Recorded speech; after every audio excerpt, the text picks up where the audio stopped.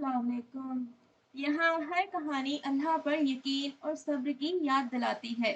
अगर आप भी अपने दिल को सुकून देना चाहते हैं तो इस कहानी को पूरा सुनिए और इसी तरह की और कहानी देखने के लिए हमारे चैनल को सब्सक्राइब करना ना भूलें। तो चलिए कहानी की तरफ रुख करते हैं। पुराने दौर की बात है। रियासत नूराबाद के बादशाह सुल्तान करीमुद्दीन अपनी जिंदगी के आखिरी दिन गुजार रहे थे। महल में खामोशी थी। हकीम सर झुकाए खड़े थे। शहजादे जफर बेचैन कदम रख रहे थे। सबको यकीन था आज ताज उनके सर पर सजने वाला है। शहजादे जफर खूबसूरत थे, ताकतवर थे, मगर उनकी आंखों में नरमी नहीं, तकब्बुर था। वो अक्सर कहते, सल्तनत खून से चलती है, रहम से नहीं। सुल्तान ने कमजोर हाथ उठाए। जफर शहजादे झुक गए। अबू हुजूर, फिक्र ना करें, मैं दुश्मनों को मिटा दूंगा। सुल्तान की आंखों में नमी आ गई। बेटा, सल्तनत तलवार से नहीं, इंसाफ से चलती है। शहजादे खामोश हो गए। उस रात सुल्तान ने अपने वजीर आजम को बुलाया और एक ऐसा हुक्म दिया जिसे सुनकर वजीर के होश उड़ गए। अगर मैं कल सुबह ना रहूं तो मेरा ताज मेरे बेटे को मत देना। वजीर का रंग उड़ गया। तो फिर हुजूर, सुल्तान ने धीरे से कहा, ताज एक अमानत है और अमानत उसे मिलनी चाहिए जो उसका हकदार हो। कल सुबह शहर के पुराने बाजार में जो दर्जी बैठा है उसका नाम रहमान है। ताज एक साल के लिए उसे दे देना। वजीर का दिल जोर से धड़का। एक दर्जी? सुल्तान ने आंखें बंद करते हुए कहा, वो गरीब है, लेकिन मैंने उसे कभी झूठ बोलते हुए नहीं देखा और जिसने कभी झूठ नहीं बोला वो अवाम के साथ धोखा नहीं करेगा। सुबह अजान से पहले सुल्तान दुनिया छोड़ चले और रियासत में एक तूफान उठने लगा, क्योंकि ताज खून को नहीं किरदार को मिलने वाला था। सुल्तान करीमुद्दीन की जनाजा नमाज के बाद पूरी रियासत सोग में डूब गई, लेकिन महल के अंदर सोग से ज्यादा बेचैनी थी। शहजादे जफर अपने कमरे में तेजी से चल रहे थे। वजीर आजम को बुलाओ, उन्होंने गुस्से में कहा। वजीर झुककर हाजिर हुआ। जी, जी शहजादे, अबू हुजूर का इंतकाल हो चुका। रिवायत के मुताबिक आज शाम तक ताज मेरे सर पर होना चाहिए। वजीर के हाथ हल्के से कांप गए। हुजूर, एक आखिरी हुक्म था सुल्तान का। शहजादे की आंखें तंग हो गईं। कैसा हुक्म? वजीर ने धीरे से कहा, ताज एक साल के लिए रहमान दर्जी को दिया जाएगा। कमरा एक पल के लिए बिल्कुल खामोश हो गया। फिर शहजादे जफर जोर से हंसे। क्या? एक दर्जी? ये मजाक है। ये सुल्तान का आखिरी फैसला था। वजीर ने सिर झुकाकर कहा। शहजादे का चेहरा लाल हो गया। एक कपड़े सिलने वाला मेरी जगह हुकूमत करेगा? सल्तनत कोई दुकान है क्या? मगर सुल्तान का हुक्म लिखित था और पूरी दरबार के सामने पढ़कर सुनाया गया। आवाम में सरगोशियां फैल गईं। क्या एक गरीब इंसान बादशाह बनेगा? या अल्लाह, ये कैसा इम्तिहान है। रहमान दर्जी अपनी छोटी सी दुकान पर बैठा था। सादा से कपड़े, साफ दिल, नरमी भरी आवाज। उन्होंने कभी सपने में भी नहीं सोचा था कि महल का कोई सिपाही उनका नाम पुकारेगा। दो सिपाही आए। रहमान बिन यूसुफ। जी, मैं ही हूँ। चलिए, आपको महल बुलाया गया है। रहमान घबरा गया। क्या? क्या मैंने कोई गलती तो नहीं की? सिपाही ने बस इतना कहा, ये सुल्तान का हुक्म है। पूरा दरबार भरा हुआ था। शहजादे जफर का चेहरा सख्त था। रहमान को अंदर लाया गया। उसने पहली बार इतना बड़ा महल देखा। वजीर ने आवाज बुलंद की। मरहूम सुल्तान करीमुद्दीन के आखिरी हुक्म के मुताबिक ये ताज एक साल के लिए रहमान दर्जी को अमानत में दिया जाता है। रहमान का रंग उड़ गया। जी, जी, मैं, ये मुमकिन नहीं। शहजादे ने तीखी नजर से देखा। तुम जानते हो इस फैसले का मतलब? रहमान ने धीरे से कहा। मैं सिर्फ कपड़े सिलता हूँ हुजूर, हुकूमत करना नहीं जानता। वजीर ने जवाब दिया। इसलिए शायद आपको चुना गया। दरबार के बीच ताज उठाया गया और जब वो एक दर्जी के सर पर रखा गया तो पूरी रियासत ने सांस रोक ली। शहजादे जफर ने मुट्ठी बंद की। उन्होंने धीरे से कहा, 1 साल, बस 1 साल, फिर मैं देखूंगा कैसे ये ताज वापस नहीं आता। रहमान के दिल में सिर्फ एक दुआ थी, या अल्लाह ये अमानत है, मुझे रुसवा मत होने देना। और इस तरह रियासत में एक नया दौर शुरू हुआ। लेकिन असली इम्तिहान अब आना बाकी था। ताज अब रहमान दर्जी के सर पर था, मगर उनका दिल अब भी एक आम इंसान जैसा ही था। सुबह जब वो महल के शाही कमरे में जागा तो उसे अपनी छोटी सी दुकान याद आई। कल तक मैं कपड़े सिलता था, आज इंसाफ सिलना है, उन्होंने धीरे से कहा। उसी दिन दरबार लगाया गया। पहला मुकदमा पेश हुआ। एक बुजुर्ग औरत रोती हुई आई। जहां पन्हा, मेरा छोटा सा खेत शहजादे के सिपाहियों ने जबरदस्ती ले लिया। कहते हैं महल के नए बाग के लिए जमीन चाहिए। दरबार में खामोशी छा गई। शहजादे जफर पीछे खड़े थे। उनकी आंखों में हल्की सी मुस्कुराहट थी। रहमान ने पूछा, क्या कोई गवाह है? 2 गांव वाले आगे आए। जी, जी, हमने देखा था। रहमान ने सिपाहियों को बुलाया। ये जमीन किसके हुक्म से ली गई? सिपाही घबरा गए। हमने शहजादे के इशारे पर। दरबार में सरगोशियां शुरू हो गईं। की नजर रहमान पर थी। ये उसका पहला फैसला था। अगर वो शहजादे के खिलाफ बोलता तो दुश्मनी खुली हो जाती। अगर चुप रहता तो इंसाफ मर जाता। रहमान ने गहरी सांस ली। सल्तनत किसी एक की नहीं, आवाम की अमानत है। जमीन फौरन वापस की जाए और बुजुर्ग औरत को हिफाजत दी जाए। दरबार में हल्की सी सुबहान अल्लाह की आवाज उठी। शहजादे का चेहरा सख्त हो गया। उसने धीरे से कहा, ये सिर्फ शुरुआत है।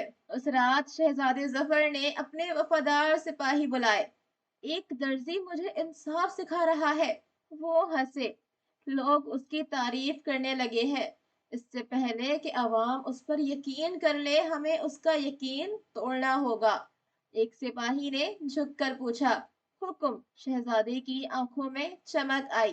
कल सुबह शहर में अफवाह फैला दो कि रहमान ने खजाने अपने घर भेजना शुरू कर दिए हैं। लोग जब शक करने लगेंगे तो उनका ताज खुद ही बोझ बन जाएगा। उसी वक्त रहमान अपने कमरे में सजदे में गिरे हुए थे। या अल्लाह, अगर मैं गलत हूं तो मुझे हटा दे, मगर अगर ये अमानत सच में मेरे लिए है तो मुझे सब्र और हिम्मत दे। उसे नहीं पता था सुबह उसका सबसे बड़ा इम्तिहान शुरू होने वाला है।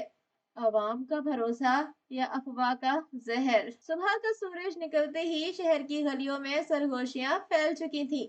तुमने सुना? रहमान दर्जी रात को खजाना घर भेज रहा है। देखा? गरीब था ना, मौका मिला और बदल गया। अफवाह आग की तरह फैल रही थी। कल तक जो लोग कहते थे सुभान अल्लाह, कितना इंसाफ पसंद है, आज वही लोग शक भरी निगाहों से देखने लगे। रहमान जब दरबार में आया तो उसे महसूस हुआ कि नजरें बदल चुकी हैं। वजीर ने धीरे से कहा, जहां पन्हा, शहर में अजीब बातें हो रही हैं। रहमान का दिल धड़का। कौन सी बातें? लोग कह रहे हैं कि खजाने के हिस्से आपके घर भेजा जा रहा है। रहमान एक पल के लिए बिल्कुल खामोश हो गया। फिर उसने सिर्फ इतना कहा, खजाना तो मैंने देखा तक नहीं, मगर अफवाह का जहर सच से तेज होता है। रहमान ने फैसला किया कि वो भेष बदल कर बाजार जाएगा, सादा कपड़े पहने, चेहरा छुपाकर। उसने देखा लोग उसकी ही बातें कर रहे हैं। एक आदमी बोला, सब एक जैसे होते हैं, ताज मिलते ही बदल जाते हैं। रहमान का दिल चुभ गया। वो आगे बढ़ा, अपनी पुरानी दुकान के पास रुक गया।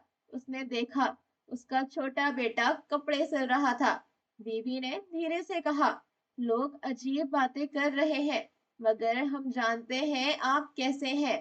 رحمان کی آنکھوں میں نمی آ گئی۔ اس شام رحمان نے اچانک اعلان کر دیا، کل صبح خزانہ کھلا ہوگا، ہر شہری آ کر دیکھ سکتا ہے۔ دربار حیران رہ گیا۔ شہزادے ظفر نے اپنے دانتوں تلے ہنسی دبائی۔ خود ہی پھنس رہا ہے، اس نے سوچا۔ اس رات رحمان نے سجدے میں سر رکھا، یا اللہ، اگر لوگوں کا یقین ٹوٹ گیا تو میرا تاج رہ کر بھی بیکار ہے۔ اس کی آنکھوں سے آنسو ٹپک رہے تھے۔ اسے محسوس ہو رہا تھا اصل جنگ تلوار سے نہیں بھروسے سے ہوتی ہے، اور کل یہ جنگ کھلی صبح میں لڑی جائے گی۔ صبح سے ہی محل کے باہر بھیڑ جمع ہونے لگی۔ آج پہلی بار ریاست کے شاہی خزانے عوام کے لیے کھلنے والے تھے۔ لوگ حیران تھے، کسی نے پہلے کبھی ایسا نہیں دیکھا تھا۔ شہزادے ظفر محل کی جھارک سے سب دیکھ رہے تھے۔ اب دیکھتے ہیں رحمان، تمہارا سچ کتنا مضبوط ہے، اس نے دھیرے سے کہا۔ رحمان سیدھا صاف لباس پہنے دربار میں آیا، نہ شاہی زیور نہ فخر۔ اس نے آواز بلند کی، آج ہر شہری خزانہ دیکھ سکتا ہے، اگر ایک سکہ بھی کم نکلا تو میں یہ تاج خود اتار دوں گا۔ بھیڑ میں ہلکی سی ہلچل ہوئی۔ خزانے کا دروازہ کھولا گیا، صندوق ایک ایک کر کے سامنے لائے گئے۔ وزیر نے حساب پڑھنا شروع کیا۔ سکے گنے گئے، ہیرے موتی تولے گئے، دفتر کے کاغذ ملائے گئے۔ 2 گھنٹے گزر گئے۔ دربار میں صرف سکوں کی چھن چھن اور سنسنی سنائی دے رہی تھی۔ پھر وزیر نے سر اٹھایا، ایک بھی سکہ کم نہیں۔ لوگ ایک دوسرے کو دیکھنے لگے۔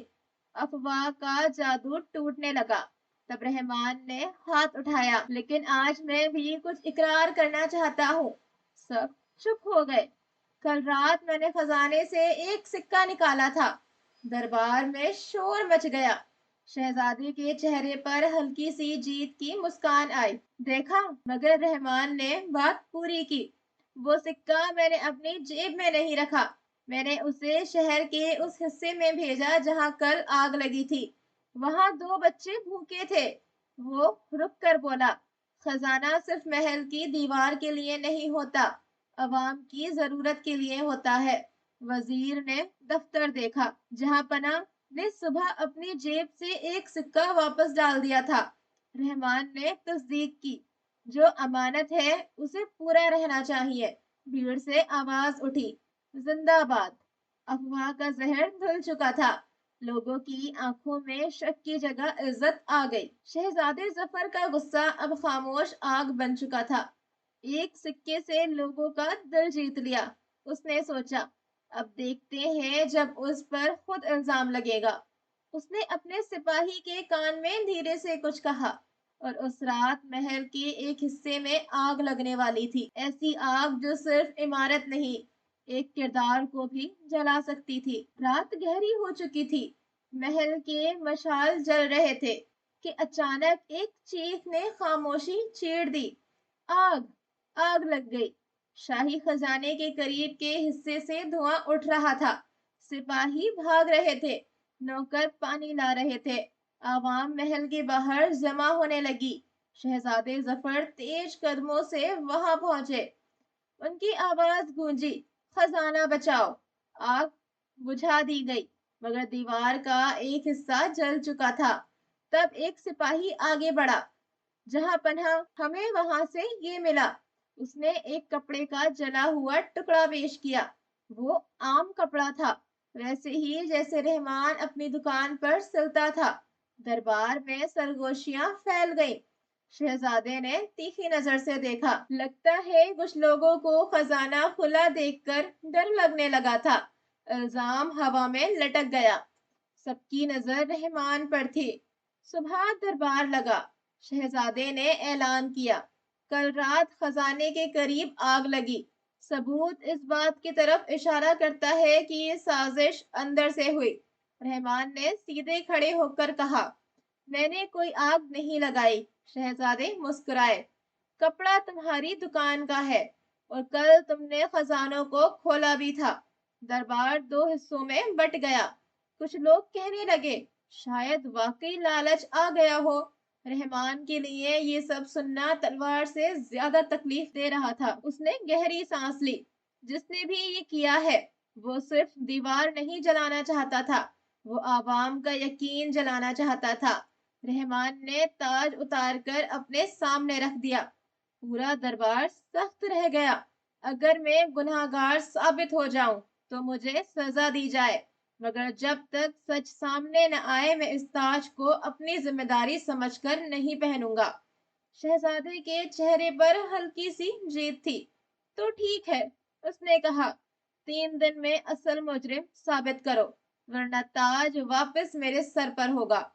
رحمان نے بس اتنا کہا، سچ کو وقت لگتا ہے مگر وہ وقت آتا ضرور ہے۔ اس رات رحمان محل کے ایک سادے کمرے میں بیٹھا تھا۔